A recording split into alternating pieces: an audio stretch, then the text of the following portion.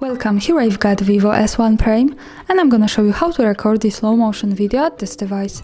So at first we have to tap on the camera button here to open it, and for now we are in the standard photo mode. Let's change this by using this settings bar and just simply going to the right to more. So here we have access to other modes of this camera. One of this is the slow motion, so let's tap on this.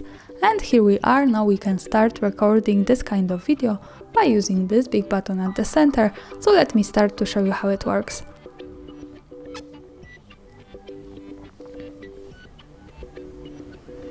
And now stop by tapping again on this button, and let's move here to the left corner at the bottom. When we pick this one, we can get quick access to the gallery, and this is our video. Let's play it by tapping on the center.